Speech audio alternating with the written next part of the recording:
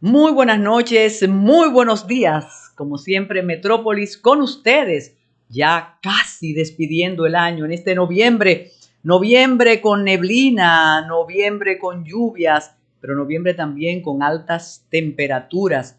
Las gracias habituales a todo el equipo que hace posible y ha hecho posible la permanencia de Metrópolis durante tantos años, desde 1998. Saludo también para todos esos compañeros de trabajo del Grupo López y de AME Canal 47. Recuerden acceder a nuestro canal de YouTube y al canal de YouTube de AME. Por cierto, nos hemos encontrado con joyas ahí. Por alguna razón, la tecnología, por otra razón que es muy válida, Carlos Polanco, Smerlin, todos los técnicos, como se están mirando más los programas a través del canal de YouTube, parece que eso se reanima, se recupera.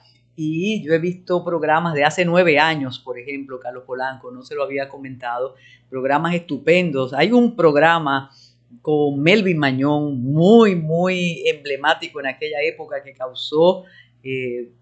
provocó muchísimos comentarios, con José Israel Cuello, y un programa que ese ha sido siempre emblemático y lo pasamos sobre todo cuando el asunto se calienta, aunque ya pasó de caliente, que es el asunto de las relaciones dominico-haitianas, nada más y nada menos que con el queridísimo Manuel Núñez.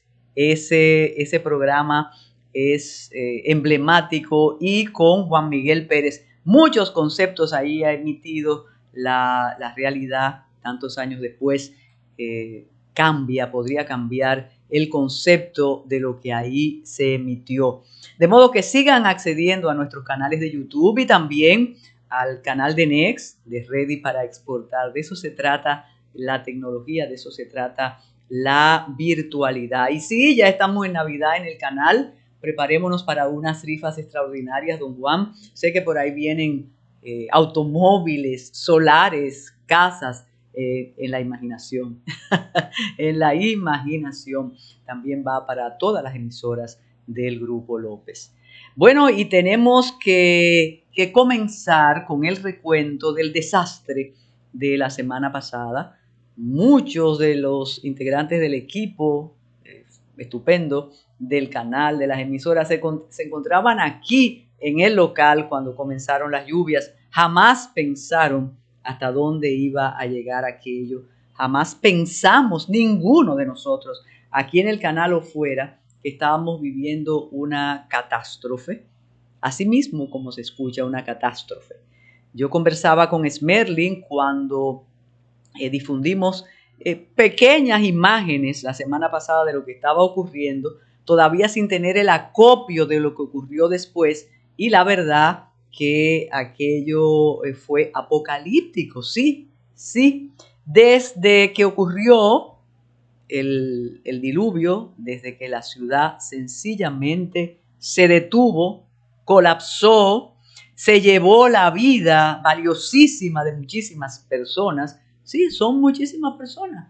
Fueron 6 personas entre desaparecidas, muertas, más que cuando los huracanes, exactamente, de los huracanes de este año.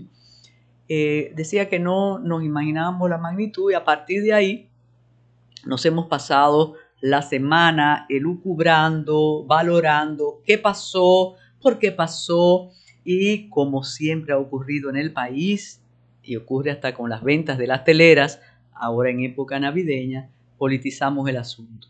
Hay decenas de causas. Los más científicos, como Osiris de León, dicen algo no muy halagador y dice que eso va a ocurrir de nuevo. Nadie, y quiero el reconocimiento aquí, ha recordado lo que ocurrió en Puerto Plata hace, creo que es 4 o 5 años, que el pueblo sencillamente se inundó. Vino una riada así mismo por las lluvias. ¿Y cuáles son las causas? La causa más socorrida es, la falta de de alcantarillas, no necesariamente, y lo explicó Osiris. También hay una causa que nos toca mucho y que siempre voy a recordar a Violeta Yanguela, que lo decía hace años aquí en Metrópolis. Si seguimos lanzando plásticos a la calle como si la calle fuera el patio de nuestra casa, se van a tapar los desagües, se van a tapar los invernales y va a pasar eso. De modo que ese es un aspecto que tenemos que considerar. Retomando las causas, falta alcantarillado, el alcantarillado no se ve, no se inaugura, por eso las autoridades no se encargan de eso. Pásalo y dale, sí, objetivo logrado. La basura, la necesidad de aprender a organizar los desechos y a no tirarlos a la calle. La responsabilidad también de los ayuntamientos, de nuestro ayuntamiento, aunque esto afectó a Santo Domingo Norte, a Santo Domingo Este, a Santo Domingo Oeste, pero la responsabilidad de los ayuntamientos de recoger la basura y algo ya que va más allá. Los avisos, el radar. Cualquier muchacho tiene en su teléfono inteligente, hasta Emily Rosario, la hija de Esmerlin, sabe todo lo que puede ocurrir, pero aquí no tenemos el radar que desde hace muchísimo estamos diciendo que debemos comprarlo. Ojo, para tratar de suministrar información exacta. Tal y como dicen los técnicos, independientemente que tuviéramos o no radar, la cantidad de lluvia en 4 horas que cayó en la ciudad, en el Gran Santo Domingo, no podía ser prevista. Pero el aviso de aguaceros que no eran moderados sí se pudo hacer, ¿entiendes? Es decir, dicen los técnicos, dice meteorología, que en 4 horas cayó la lluvia que podía caer en un mes y ahí seguida. Eso es un aspecto de verdad a considerar. Eso no lo determinaba el radar, pero sí determinaba que la alerta no podía ser solo amarilla. Ojalá aprendiéramos de esa experiencia tan terrible. Ojalá asumiéramos la responsabilidad ciudadana que tenemos y ojalá las autoridades y los políticos, las políticas, no aprovecharan estas situaciones para dimes y diretes. Esta desgracia afectó a varias familias. La verdad que todas esas pérdidas lamentables, todavía 24 horas después de las desapariciones, tanto familiares como amigos y amigas de las personas desaparecidas pensaban que iban a aparecer, pero desafortunadamente murieron arrastrados por las corrientes. Y desde aquí las condolencias para esos familiares, para esos casos. La búsqueda fue incesante. La verdad que los socorristas se comportaron como exigían las circunstancias. Y atención, y esto va siempre cuando hablamos de los bomberos, reconocemos a Carlos Polanco, los bomberos como siempre, haciendo de tripas corazón y atendiendo las llamadas, las solicitudes de socorro, repito, porque no podemos olvidar tan rápido, en una ciudad que colapsó, no se podía transitar en la ciudad y tenemos los testimonios. Hay personas que se quedaron en los trabajos, en las oficinas, en los locales. Hay personas que se sorprendieron y cuando salieron vieron aquello y la cantidad de vehículos dañados ahí están. Entonces, prepararnos, porque decir ojalá no vuelva a ocurrir, prepararnos y pedirle a las autoridades que por falta de precaución, por falta de prevención, que no nos quejemos. Como dice el refrán muy popular, mejor que sobre y no falte. Y posiblemente si el aviso hubiera sido a las 5 de la tarde, por lo menos diciendo no, quédense en su casa, quédense en sus trabajos, el saldo hubiera sido menos dramático, menos aterrador, porque es aterrador. Imagínense ustedes mirando por la ventanilla de su vehículo y el agua ahí, De inmediato las ayudas del gobierno también fueron criticadas, que se aprovechan, pero no, había que asistir. Ojo, este fenómeno tuvo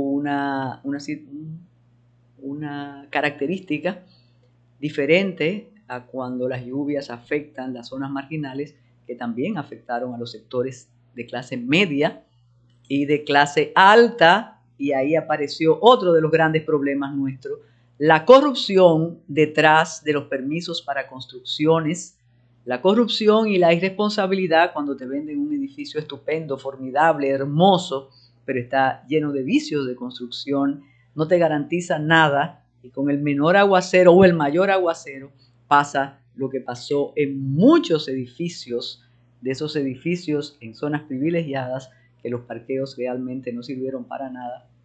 Los ascensores se inundaron, hubo problemas con la electricidad, en fin, que el saldo fue nefasto y ha sido una alerta roja para todos nosotros, para todas nosotras. Si eso fue con una vaguada, mejor no imaginar lo que podría ocurrir. De modo que no podíamos eludir el comentario de esa situación tan desafortunada que afectó a la provincia, al Gran Santo Domingo Este, Oeste y el Distrito Nacional. Se vio realmente muy, muy comprometido con ese caso. Esas imágenes tú las miras y vuelves a mirarlas y tú dices, pero es que no puede ser. Es imposible, pero no fue imposible, ocurrió. Por cierto, aquí los jóvenes tienen una insistencia, una cuerda para que hablemos de Méndez. Bueno, Méndez ha sido la sorpresa del cambio, el general Méndez. No sabíamos que detrás de ese funcionario de tantos años, de los gobiernos pasados, tan querido, tan simpático, tan buen profesional, anidaba un militante del abinaderismo, pero además asumido. Y lo último que dijo, yo pensaba que era una broma. Como Smerling, Carlos Polanco, como Smerling es tan chistoso, yo pensé que era una broma hasta que lo vi. Y Méndez dice, si Abinader me pide ser regidor, lo soy. Tiene derecho, pero a veces es lamentable que historias así se confundan con el proselitismo innecesario, porque él puede hacerlo, pero mejor, ¿para qué me provocaron? Bueno, vamos a hacer una pausa para continuar con este Metrópolis. Teníamos que hacer esa mención, aunque de nuevo sintiéramos el miedo, ese miedo que sentimos en cada esquina con la violencia, la inseguridad y la delincuencia incontrolables en la República Dominicana. La pausa es Merlin.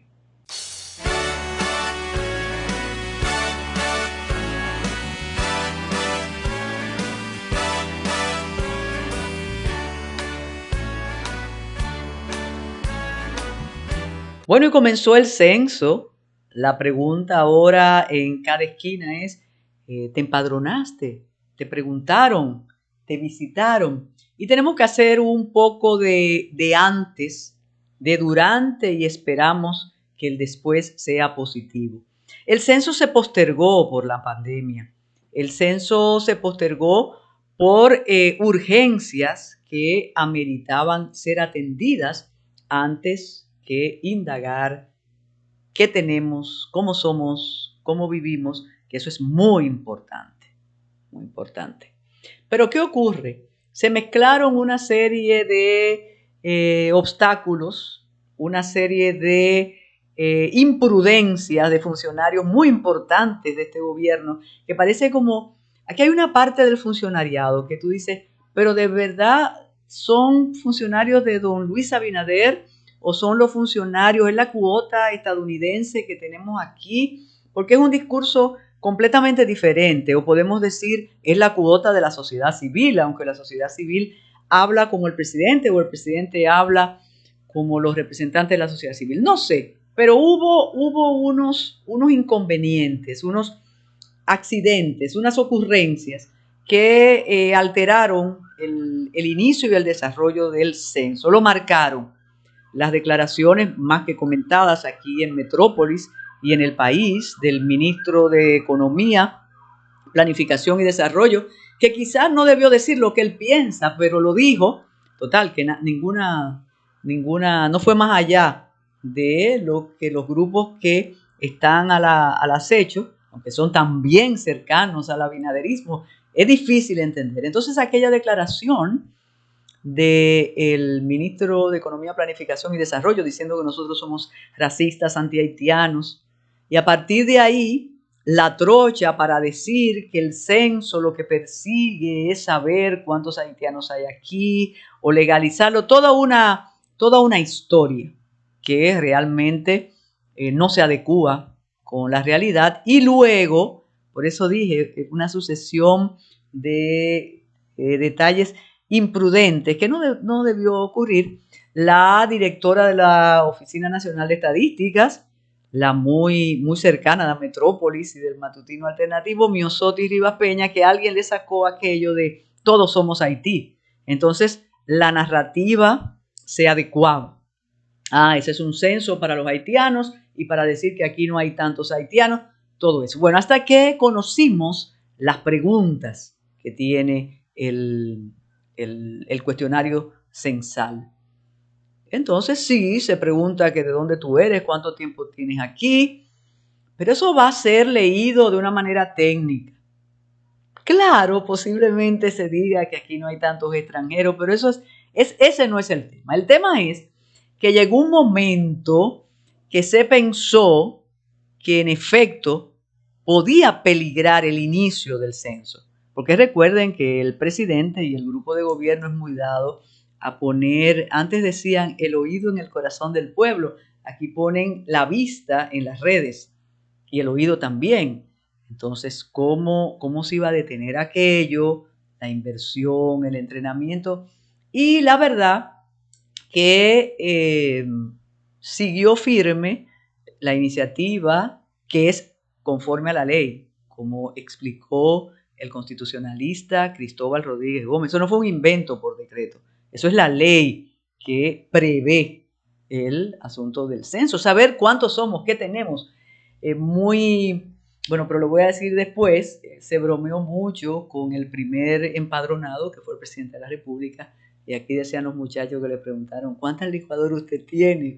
Bueno, entonces, contra viento y marea, siguió construyéndose el censo. Algunos técnicos, estadígrafos y estadísticos, sobre todo académicos, tienen unas objeciones para el desarrollo del censo, pero ya no importa, ya el censo está en desarrollo, está funcionando, se está empadronando. También hubo un recurso presentado por un abogado ante la Dirección de Compras y Contrataciones, alegando que eso era espurio, que no podía ser, pero también eso fue descartado. Yo pienso además que el punto culminante para que el censo se iniciara y continuara hasta el 23 de noviembre fue esa manera de verdad taumatúrgica que tiene el presidente para sortear dificultades, y fue la invitación que le hizo al clero dominicano, a todos los obispos, para almorzar con él en Palacio. Entonces le invitó a los poderosísimos obispos católicos, también había hecho el encuentro con las iglesias evangélicas y naturalmente le dijo, vamos a ayudar con el censo. Ustedes verán, todos los que asisten a las misas, no solamente las misas dominicales, sino las misas diarias, a los de profesión católica, de confesión católica, ustedes verán que cada sacerdote va a decir y respóndanle a las personas del censo. Había otro aspecto, que bueno que me lo recuerde Carlos Polanco, y eso es muy importante, que debido a la inseguridad que existe en el país, que eso no es un secreto ni es un agravio a la clase gobernante, ellos saben que no han podido resolver eso y que hay algo que nunca pensé que iba a reproducirse. Y ayer me decía una persona, bueno, tengo miedo. Y yo decía, no, pero no se puede tener miedo. Ajá. Y me enseñó las imágenes de cómo ya suben a los edificios a los segundo piso, a los tercer piso, cómo bajan, suben los ladrones, los extorsionadores y las personas que posiblemente te amenacen con la muerte. Entonces ese era un argumento. Bueno, ¿cómo vamos a dejar entrar a la casa a una persona que no conozco? Pueden amenazarme, pueden ser los ladrones. Entonces, para eso y de inmediato hubo una campaña y fue desde la Oficina Nacional de Estadística enseñando lo que identifica realmente a un empadronador o a una empadronadora. Entonces usted tiene que auscultar la persona que le toca la casa y ver si tiene los diferentes logos, los diferentes distintivos. Y por ahí entonces proceder a las respuestas. También hay algo coloquial y que se dice cómo van a dejar entrar a un penthouse, cómo se van a acceder, cómo van a acceder los empadronadores a esos edificios.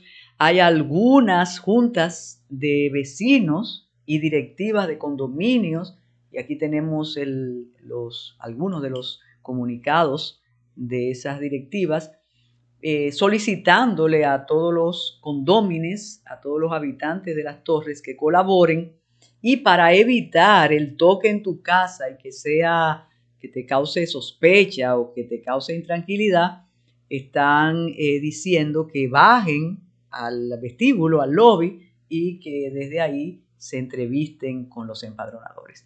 De modo que la lección o el hecho real, el hecho cierto es que el censo comenzó, que se va a extender hasta el 23 de noviembre, que esperamos que el resultado sea bien leído, bien procesado y que sirva para algo este esfuerzo y que sirva para algo la inversión millonaria que se ha hecho en el mismo. El primer empadronado, como dijimos, y adelantamos un poco la broma y los memes, fue el presidente de la República, don Luis Abinader, en su casa, junto a doña Raquel, su esposa. Ahí están las imágenes. Los empadronó Miosotis Rivas Peña. Yo no sé si realmente le preguntaron a don Luis Abinader si él se convirtió en ciudadano. Él es el primero entre los iguales, pero si se convirtió en un ciudadano común y corriente por un momento, y le respondió a su funcionaria, porque Miosotis es su funcionaria, y le preguntó cosas como, ¿usted ve bien? Porque eso dice el formulario. Aquí estaban bromeando los muchachos, pero ellos no han leído el formulario. ¿Usted tiene dificultades para escuchar? ¿Usted tiene dificultades para expresarse? ¿Usted se puede valer por sí mismo? ¿Usted se baña? ¿Usted puede subir escaleras? ¿Puede bajarlas? ¿Usted tiene problemas en la visión? Eso está ahí en la boleta censal. ¿Cuántos familiares viven aquí? ¿Quién ha llegado en los últimos días? Entonces, yo no me imagino, aunque Miosotis Rivas Peña, la directora de la Oficina Nacional de Estadísticas, es una persona muy locuaz, muy segura, yo no me imagino haciéndole las preguntas al presidente. Entonces ahí, si queremos de verdad ser radicales, ya ahí hay un fallo porque una persona del estatus del origen de don Luis Abinader, presidente de la República, entonces sus datos no van a estar en la boleta censal. Alguien me preguntaba antes de comenzar Metrópolis que si se podía llenar el formulario antes y entregarlo a los empadronadores. Posiblemente sí, pero naturalmente habrá un cotejo. El empadronador tiene que cotejar los datos que ve ahí y validarlos. Ellos tienen una tableta y lo tienen que validar. De modo que ya cualquier especulación en torno al censo debemos guardárnosla y esperar como las adivinadoras de los pueblos que ven del siglo pasado, claro, Carlos Polanco, aunque en Elías Piña todavía las hay, ¿no? Y en Jarabacoa, y en Pedernales, y en Samaná, puse varios puntos cardinales de la isla que te dicen, oh, pero tú vas a tener una hembra, le dicen a una mujer embarazada, y después que nace un varón, le dicen, no, pero yo te lo dije, tú no me escuchaste bien. Entonces, quienes apuestan al fracaso del censo lo dirán después que el censo fracase, y quien apuestan al éxito del censo lo dirán luego del éxito del mismo. Pero mientras tanto, vamos a llevarnos de la exhortación que hizo el presidente de la República, que dijo, por un momento pensemos, dejemos de pensar en la política y pensemos en el país. Ese momento se va a extender hasta el 23 de noviembre. Entonces vamos a dejarnos censar, a dejarnos empadronar, y después el resultado, si va bien, vamos a decir, pero es que nosotros colaboramos con el censo y dijimos que nos iba a ir muy bien, y si va mal, entonces él te lo dije. Pero la verdad que necesitamos esos datos, y todos los argumentos que podemos repetir aquí pudieron ser válidos en su momento, y posiblemente se pudo haber postergado si se valoran, si se evalúan, pero no se hizo. Y hay un detalle que no puedo soslayar, y me imagino que don Freddy Ortiz lo dirá en sus felicitaciones, y es una reiteración en torno a la comunicación gubernamental y de las distintas instancias.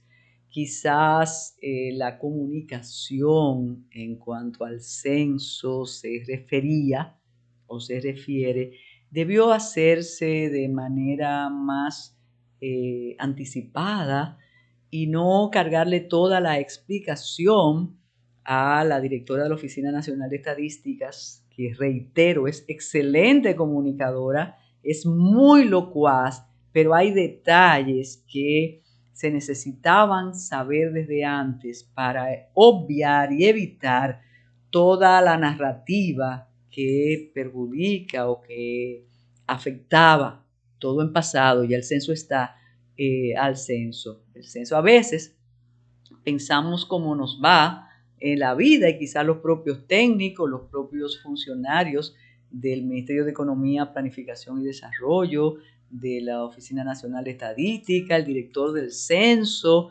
pensaban, no, esto es fácil, esto todo el mundo lo conoce, y no fue así. Pero lo que nos queda, reitero, es exhortar a dejarse empadronar, y ahora escuchen y miren al presidente al momento de ser empadronado por Miosotis Rivas Peña. Merlin, le vamos a preguntar a Miosotis cuando le corresponda volver por aquí, si le preguntó al presidente todo eso, si ve bien, si escucha bien, cuántas personas hay en su casa, etcétera, etcétera. Adelante, señor presidente de la República, con sus declaraciones. Eso fue el jueves, ¿sí? Porque fue el jueves que comenzó, el jueves 10 de noviembre. Hubo un presidente con una chacabana muy bonita, con doña Raquel ahí, siempre simpática. No sabemos si le brindaron algo a Miosotis. Así que adelante, Merlin. Bienvenidos a nuestra casa. Estamos así empadronándonos a Raquel y nosotros, empezando hoy el censo, con todas las preguntas muy interesantes y necesarias para conocer la situación real de todos los dominicanos y dominicanas, de tal manera que podamos nosotros entonces hacer la política pública correcta. Si no hay datos correctos, no hay políticas públicas correctas. Y pongo varios ejemplos. ¿Cómo podemos saber cuántas escuelas vamos a construir en un lugar si no sabemos cuántos estudiantes hay? ¿Cómo vamos a saber, cómo vamos a responder con los servicios médicos de hospitales, de unidades de asistencia primaria, si no sabemos cuántas personas son en cada localidad?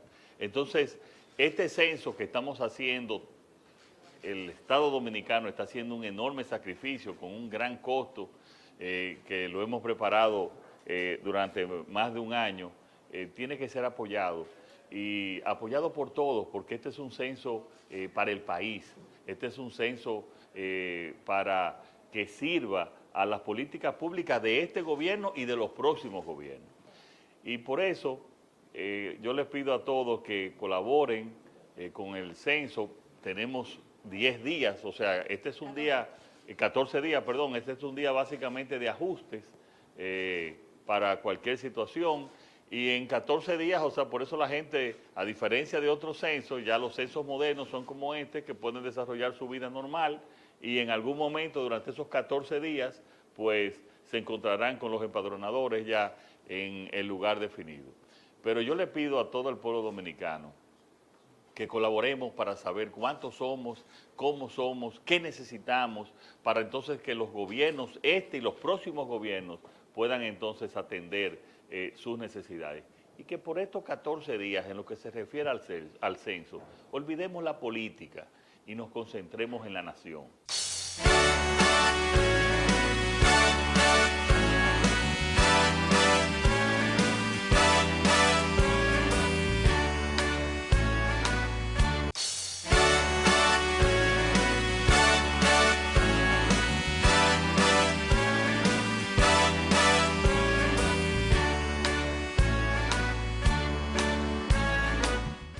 Bueno, y el mismo día del censo, del empadronamiento del presidente, un presidente realmente firme ante una injerencia más de Naciones Unidas, se pronunció, y nosotros teníamos guardada aquí otra crítica para la situación, para el manejo Haití, aunque habíamos prometido que no íbamos a referirnos a ese tema más debido a la indefensión nuestra como país frente a Haití, pero el presidente desde Palacio, envalentonado, le dijo a Naciones Unidas que no nos puede pedir más.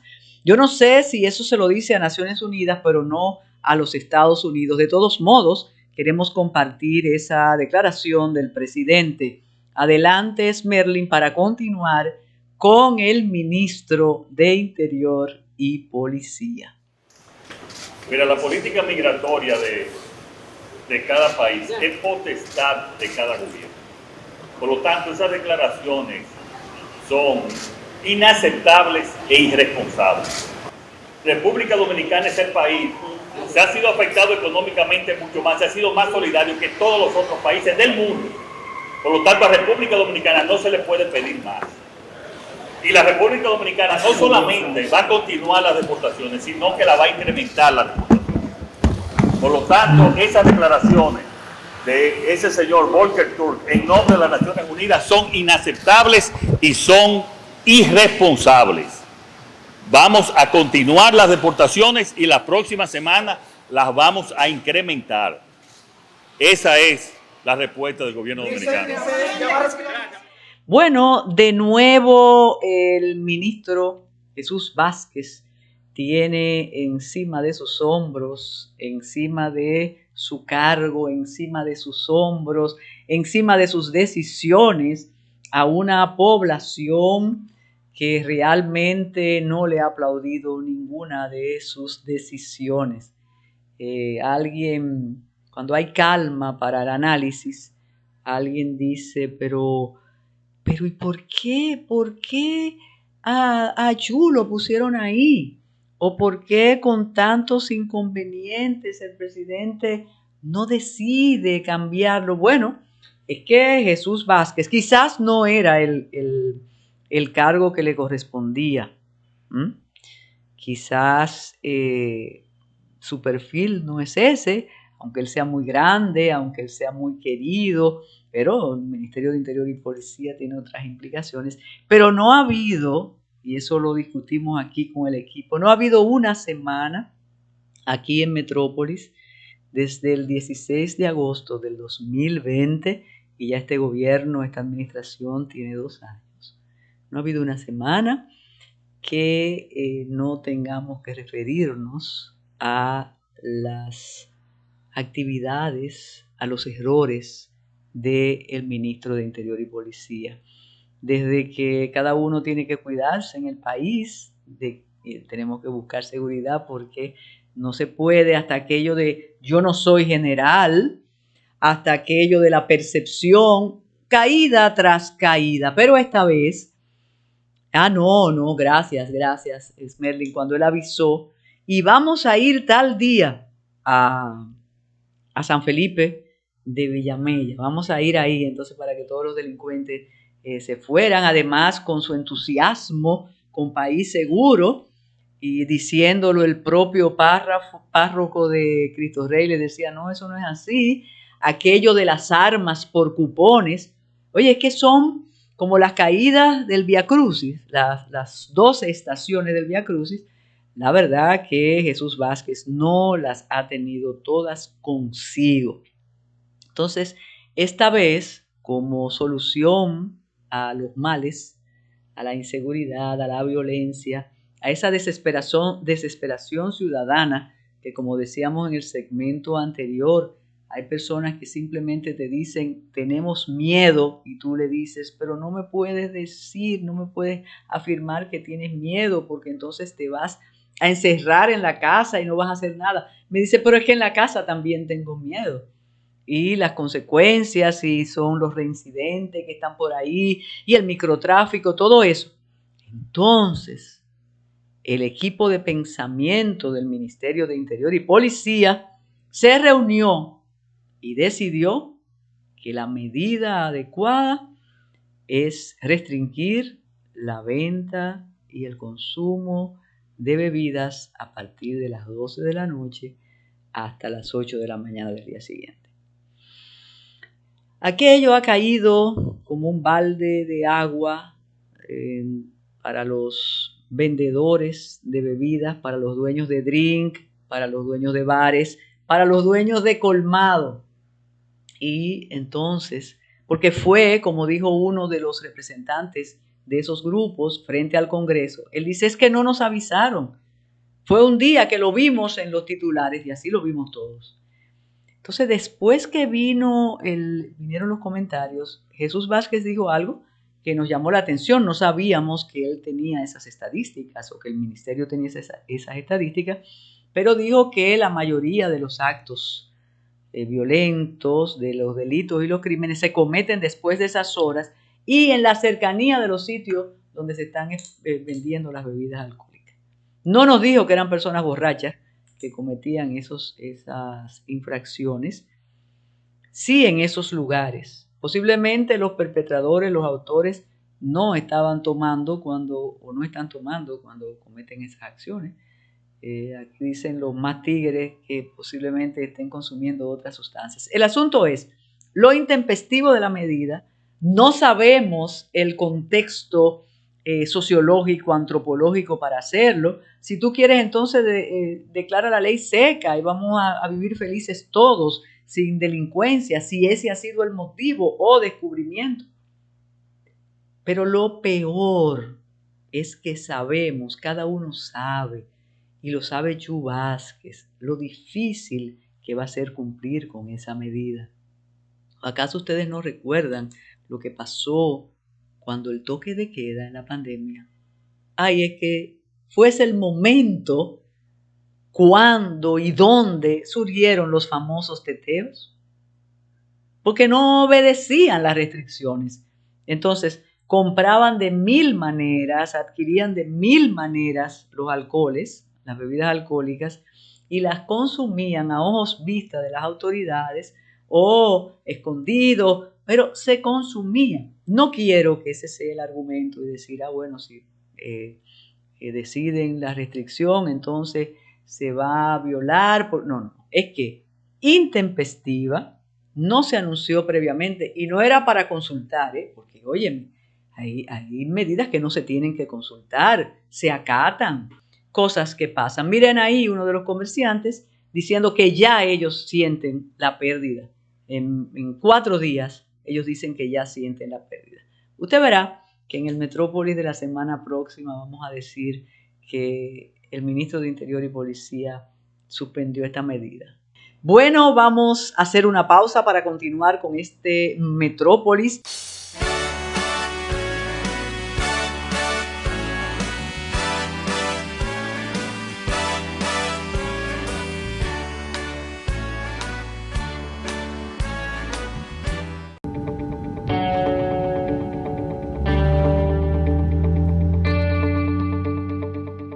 Buenas amigos, la parte financiera es la columna vertebral de todo negocio Y a pesar de que aquí hablamos mucho de oportunidades de negocios, de modelos de negocios, de casos de estudios, no siempre hablamos de la parte financiera, pero es tan vital porque sin ella no podemos crecer, sin ella no podemos ser rentables y tener la vida que deseamos.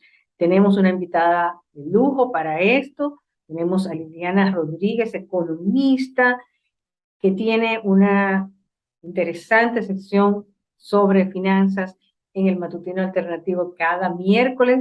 Así que bienvenida, Liliana. Háblanos un poco de esa, sobre todo de las finanzas de las pequeñas empresas. A veces cuando emprendemos un negocio o cuando somos un negocio de una persona, el llamado solopreneur, o una o dos personas y tomamos todas las decisiones, a veces nuestras finanzas se confunden, las personales con las de los negocios. ¿Cómo nos podemos hacer para garantizar que ese negocio sea rentable, nos dé crecimiento y también nos dé la vida que nos merecemos? Bueno, pues feliz de estar en Ready para Exportar, estar aquí, Diana, compartiendo con una colega del Matutino Alternativo. Es un formidable espacio donde las MIPYMES también pueden encontrar una ventana donde encontrar información, no solamente con temas de exportación, sino también plataformas que les guíe educativa. Entonces, realmente en el día de hoy, viendo pues estas fotografías, videos, las noticias con respecto a Fiona, pues uno se preocupa de cuál va a ser el impacto precisamente en las MIPYMES que va a tener esto. Y parte de lo que muchas veces está vinculado al sector de MIPYMES es el elemento de la pasión. Es algo que yo conozco de hace muchos años, efectivamente, porque fui incluso a Bangladesh a hacer un entrenamiento en Grameen Bank y a través de esas metodologías vi y pude palpar el impacto que tienen las herramientas financieras y que pueden tener las herramientas financieras en el desarrollo de las MIPYMES. Cuando una MIPYME realmente nace y va desarrollándose, se va a encontrar en el camino con algunos inconvenientes y de toda índole, no solamente de tema de gestión humana, también financiero, de administración. Y por eso es que se vincula mucho al tema de la pasión. Los que son dueños de micro, pequeñas, medianas empresas tienen que sentir mucho amor por lo que hacen, porque si no, racionalmente pueden decir, bueno, es difícil continuar con tantos inconvenientes que se puedan presentar, porque son todos los, ¿no? Y parte de lo que se encuentran, de los inconvenientes que pueden encontrarse son con esta gestión financiera, que muy bien mencionabas, de poder diferenciar cuáles son los aspectos personales de los aspectos de los negocios. Cuando hay más de un socio involucrado, cuando ya no es solamente un único dueño, quizás es más fácil porque hay una invitación a crear algo que sea común en ese momento únicamente para el negocio. Pero cuando son empresas, microempresas, pequeñas empresas de único dueño, ahí puede haber ese gran reto de separar lo que es personal de lo que es el negocio. Y comenzando por entender de que las facturas es lo primero que hay que pensar en, siempre tener un monitoreo de ella, pedir esas facturas para poder ir teniendo un seguimiento de esos gastos. De esa forma podemos tener claro siempre cuál es el costo de lo que producimos como microempresa, ¿no? Como MIPYME. Tener claro el costo, pero también tener claro qué corresponde al negocio y qué puede estar correspondiendo a asuntos personales. Aparte de eso, en temas financieros se recomienda siempre que estas herramientas que son las más utilizadas, incluso con las encuestas nacional de inclusión financiera del 2019, realizada por el Banco Central, se evidencia que el instrumento financiero más utilizado es la cuenta de ahorro. Entonces, comenzando porque una cuenta de ahorro, lo ideal es aperturarla únicamente para el negocio y no mezclarla con la cuenta de ahorro del titular de la microempresa. De forma tal a que todas las operaciones que se realicen del negocio de la MIPYME se haga a través de esa cuenta de ahorro. Que por lo regular esto puede estar vinculado a chequeras o también para hacer transferencias. Pero también es una invitación a que esas tarjetas de crédito que son frecuentemente conocidas por el usuario financiero y el que tiene uso, también la diferencia. Hay tarjetas de crédito empresariales que precisamente hacen que a una invitación a que las MIPYMES puedan también utilizar esta herramienta y aprovechar de los beneficios que ofrece también esta herramienta para poder diferenciar. Así que lo primero es, en cuanto a temas de facturación, eso es algo que en la práctica lo he visto, que muchas veces las MIPYMES no tienden a exigir siempre facturas y para darle un seguimiento, eso es vital. El tema de separar las cuentas de ahorro personales de la empresarial y también tema de tarjetas de crédito. Suele ocurrir que utilizamos la misma tarjeta de crédito para una cosa u otra y algunas veces ahí esa frontera, esa línea es muy, muy fina y no sabemos diferenciar una cosa de otra. Y eso hace también que a la hora de establecer el costo de lo que se produce o de lo que se está vendiendo, pues podamos estar haciendo un mal cálculo. Y eso es sumamente importante. Pero también si conversamos de temas de productos financieros como préstamos, las líneas de crédito son vitales para los negocios. ¿Por qué? Porque muchas veces los negocios pasan por estacionalidades que necesitan liquidez. Entonces, en ese momento lo que se suele hacer es pues acudir a fondos propios personales del dueño de la MIPYME. Cuando nosotros tenemos y se propone y se aconseja que las MIPYMES tengan abierta una línea de crédito que preferiblemente no tenga algún costo, nada más que cuando se utilice esa línea, pues esto permite que el negocio pueda tener también un plan de contingencia, es decir, que tenga la seguridad que va a tener esa liquidez en un momento para poder hacer uso de esos recursos y no tener que hacer uso del tema personal. Otro elemento, y ahí sí es importante aclararlo con el tema de la diferencia, de la separación entre uno y otro, es que el dueño de una MIPYME no se asigna un salario. Cuando uno no se asigna un salario, entonces uno queda a expenso de, digamos que lo que quedó del negocio, ¿no? O que uno va haciendo uso de las entradas también que tiene el negocio para hacerle frente a temas personales. Hay siempre una recomendación de que el dueño de la MIPYME se asigne un salario como otro empleado del negocio para que pueda hacer ese cálculo también de la parte personal adecuadamente. Lo ideal es, y cuando un dueño de MIPYME dice, bueno, ¿cómo hago esto?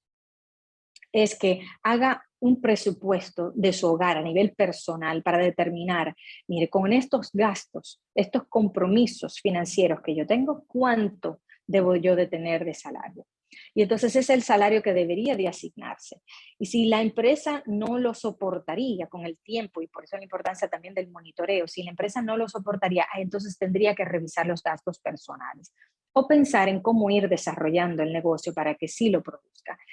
Pero así como se hace frente a compromisos de salarios con parte de los empleados, asimismo, el dueño debe de tenerlo. Tener, si paga cada quincena, pues tener también esa entrada cada quincena para que pueda hacerle frente a la parte personal y no tenga esa tentación de ir gastando el dinero del negocio y después pensar en que lo va a reponer. Porque después ese desorden financiero puede afectar el desarrollo de la MIPYME. Es algo esencial, eso último que comenté, que no se suele aplicar. Y una cosa, a ver, tal vez la pandemia inclusive nos ha complicado más el escenario, porque estamos a veces, esa MIPYME está en nuestra casa.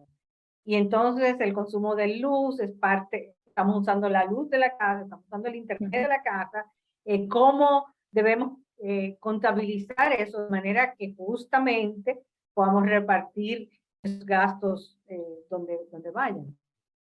Sí, y es muy buena pregunta porque también suele ocurrir con la mayoría de las MIPYMES acá. Consideremos que hay cerca de 1 millón de MIPYMES en el país. Y esas MIPYMES, muchas de ellas que están ubicadas pues en zonas más de menores recursos, tienen sus negocios dentro del hogar.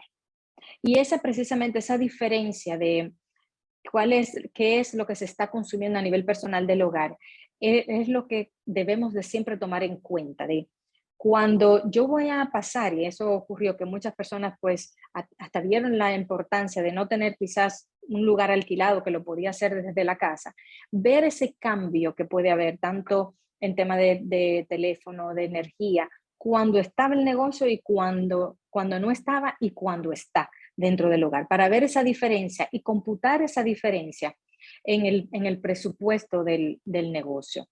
Hay siempre que asignar una partida a eso. Y cuando nos ponemos a pensar en quizás, bueno, voy a comenzar a hacerlo a partir de ahora, no solamente asignar lo que tiene que ver con la energía, los empleos, la telefónica, el gasto también si tengo servicios de cobro por tarjeta o demás, afiliaciones a Carnet o Visanet. Todo eso hay que computarlo. Y hay una parte esencial de temas de educación hacia las MIPYMES, que es una invitación a que ahora que se va a hacer una encuesta, bueno, de hecho comenzó ahora en el mes de agosto, tanto el Banco Central como el Ministerio de Industria y Comercio inició en el mes de agosto una encuesta de MIPYMES que se va a extender hasta el 2023 y a principios del 2023 se va a divulgar los resultados de esta encuesta. Y va a ser de gran ayuda para poder determinar el impacto económico de este sector y también determinar políticas que vayan en ayuda de ello.